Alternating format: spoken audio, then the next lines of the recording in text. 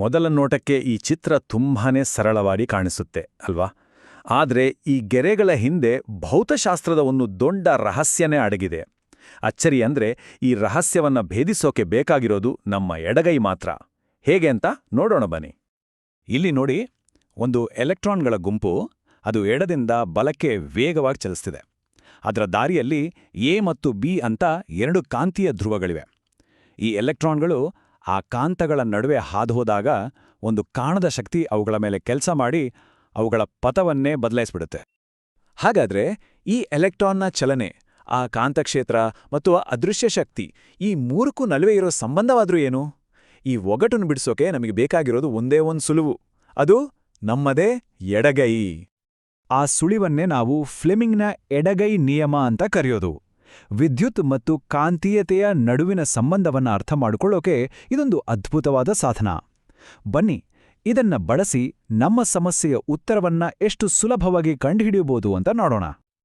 ಹೌದು, ನಮ್ಮ ಎಡಗೈ ಇದೆಯಲ್ಲ, ಅದೊಂದು ರೀತಿಯಲ್ಲಿ ಸೂಪರ್ ಪವರ್ ಇರೋ ಫಿಸಿಕ್ಸ್ ಕ್ಯಾಲ್ಕುಲೇಟರ್ ಇದ್ದಾಗೆ. ಇಲ್ಲಿ ಯಾವುದೇ ಕಷ್ಟದ ಲೆಕ್ಕಾಚಾರಗಳೇ ಬೇಕಾಗಿಲ್ಲ. ನಮ್ಮ ಬೆರಳುಗಳನ್ನ ಸರಿಯಾದ ರೀತಿಯಲ್ಲಿ ಇಟ್ಕೊಂಡ್ರೆ ಸಾಕು, ಆ ಅದೃಶ್ಯ ಶಕ್ತಿಗಳು ಯಾವ ದಿಕ್ಕಿನಲ್ಲಿ ಕೆಲಸ ಮಾಡ್ತಿದೆ ಅಂತ ಪತ್ತೆ ಹಚ್ಚಬಹುದು. ಸರಿ, ಹಾಗಾದ್ರೆ ಇದು ಹೇಗೆ ಕೆಲಸ ಮಾಡುತ್ತೆ ಅಂತ ನೋಡೋಣ. ಸರಿ, ಈಗ ಎಲ್ಲರೂ ನಮ್ಮ ಎಡಗೈಯನ್ನು ಹೀಗೆ ಚಾಚೋಣ. ಹೆಬ್ಬೆರಳು, ತೋರುಬೆರಳು ಮತ್ತು ಮಧ್ಯದ ಬೆರಳು, ಈ ಮೂರೂ ಒಂದಕ್ಕೊಂದು ಲಂಬವಾಗಿ ಅಂದ್ರೆ 90 ಡಿಗ್ರಿಯಲ್ಲಿರಬೇಕು. ಈಗ ನೋಡಿ, ತೋರುಬೆರಳು ಕಾಂತಕ್ಷೇತ್ರದ ದಿಕ್ಕನ್ನು ಸೂಚಿಸಿದ್ರೆ ಮಧ್ಯದ ಬೆರಳು ವಿದ್ಯುತ್ ಪ್ರವಾಹದ ದಿಕ್ಕನ್ನು ಸೂಚಿಸುತ್ತೆ. ಹಾಗಾದ್ರೆ ಹೆಬ್ಬೆರಳು ಅದೇ ನಮಗೆ ಬೇಕಾಗಿರೋ ಬಲದ ದಿಕ್ಕು. ಈ ಮೂರೂ ಯಾವಾಗ್ಲೂ ಒಂದಕ್ಕೊಂದು 90 ಡಿಗ್ರಿಯಲ್ಲಿರ್ತಾವೆ. ಇದೇ ಈ ನಿಯಮದ ಮ್ಯಾಜಿಕ್. ಓಕೆ, ಈಗ ನಮಗೆ ನಿಯಮ ಗೊತ್ತಾಗಿದೆ. ಹಾಗಾದ್ರೆ ನಮ್ಮ ಕೇಸ್ ಫೈಲನ್ನು ಮತ್ತೆ ಓಪನ್ ಮಾಡೋ ಸಮಯ ಬಂದಿದೆ. ಈ ರಹಸ್ಯವನ್ನು ಭೇದಿಸೋಕೆ ನಮ್ಮತ್ರ ಇರೋ ಸಾಕ್ಷ್ಯಗಳನ್ನ ಒಂದೊಂದಾಗಿ ಪರಿಶೀಲಿಸೋಣ ಬನ್ನಿ. ಆದರೆ ಇಲ್ಲಿ ಒಂದು ನಿಮಿಷ, ಇಲ್ಲೊಂದು ಚಿಕ್ಕ ಟ್ವಿಸ್ಟ್ ಇದೆ. ಏನದು ಅಂದ್ರೆ, ಫ್ಲೆಮಿಂಗ್ ನಿಯಮ ಕನ್ವೆನ್ಷನಲ್ ಕರೆಂಟ್ ಅಂದ್ರೆ ಪಾಸಿಟಿವ್ ಚಾರ್ಜ್ಗಳು ಹರಿಯೋ ದಿಕ್ಕನ್ನೇ ಬಳಸುತ್ತೆ.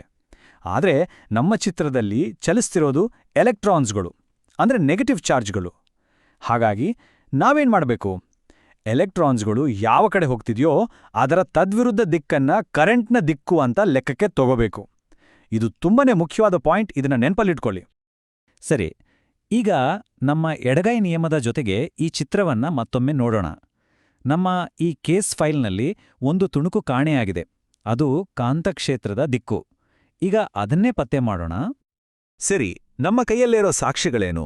ಮೊದಲನೆಯದು, ಎಲೆಕ್ಟ್ರಾನ್ಗಳು ಬಲಕ್ಕೆ ಹೋಗ್ತಿವೆ.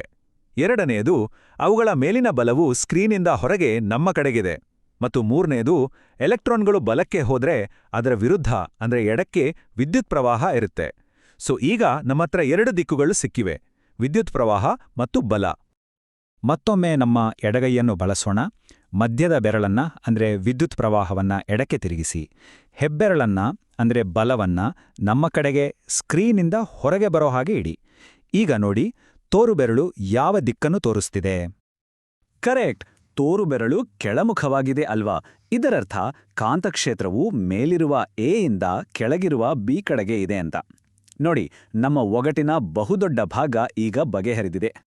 ಈಗ ಫೈನಲ್ ಸ್ಟೆಪ್, ಕಾಂತಕ್ಷೇತ್ರದ ದಿಕ್ಕು ನಮ್ಗೆ ಗೊತ್ತಾಗಿದೆ. ಇದನ್ನೇ ಬಳಸ್ಕೊಂಡು ಎ ಧ್ರುವ ಯಾವುದು ಅಂತ ಖಚಿತಪಡಿಸೋಣ. ಅದು ಉತ್ತರ ಧ್ರುವವೋ ಅಥವಾ ದಕ್ಷಿಣ ಧ್ರುವವೋ? ಇಲ್ಲಿ ನಮಗೆ ಕಾಂತಗಳ ಒಂದು ಮೂಲಭೂತ ನಿಯಮ ನೆನಪಾಗಬೇಕು. ಅದೇನೆಂದ್ರೆ, ಕಾಂತೀಯ ಕ್ಷೇತ್ರದ ರೇಖೆಗಳು ಯಾವಾಗಲೂ ಉತ್ತರ ಧ್ರುವದಿಂದ ಹೊರಟು ದಕ್ಷಿಣ ಧ್ರುವವನ್ನು ಸೇರುತ್ತವೆ. ಇದು ಕಾಂತಗಳ ಒಂದು ಗೋಲ್ಡನ್ ರೂಲ್ ಅಂತಾನೆ ಹೇಳ್ಬೋದು. ನಮ್ಮ ಲೆಕ್ಕಾಚಾರದ ಪ್ರಕಾರ ಕಾಂತಕ್ಷೇತ್ರವು ಎ ಇಂದ ಬಿ ಕಡೆಗೆ ಹರಿಯುತ್ತಿದೆ. ಅಂದ್ರೆ ಎ ಅನ್ನೋದು ಆರಂಭದ ಸ್ಥಳ ಮತ್ತು ಬಿ ಅನ್ನೋದು ಕೊನೆಯ ಸ್ಥಳ. ಉತ್ತರ ಧ್ರುವದಿಂದಲೇ ಕಾಂತಕ್ಷೇತ್ರ ಶುರುವಾಗಬೇಕು. ನಮ್ಮ ಚಿತ್ರದಲ್ಲೂ ಅದು ಎನಿಂದಲೇ ಶುರುವಾಗ್ತಿದೆ. ಹಾಗಾಗಿ ಧ್ರುವ ಎ ಉತ್ತರ ಧ್ರುವ ಅನ್ನೋದು 100ಕ್ಕೆ 100 ಖಚಿತ. ಮತ್ತು ಧ್ರುವ ಬಿ ದಕ್ಷಿಣ ಧ್ರುವ ಆಗಿರುತ್ತೆ. ನೋಡಿದ್ರಾ, ಫ್ಲೆಮಿಂಗ್ನ ಎಡಗೈ ನಿಯಮ ಬಳಸಿ ಈ ಒಗಟನ್ನ ಎಷ್ಟು ಸರಳವಾಗಿ ಬಿಡಿಸ್ತೀವಿ. ಹೋಗೋ ಮುನ್ನ ಇಲ್ಲೊಂದು ಪ್ರಶ್ನೆ.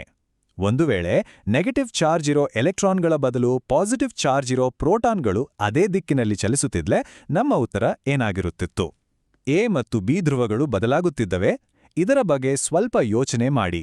ಇದರಿಂದ ಕಲಿತ ನಿಯಮ ಇನ್ನಷ್ಟು ಸ್ಪಷ್ಟವಾಗುತ್ತೆ.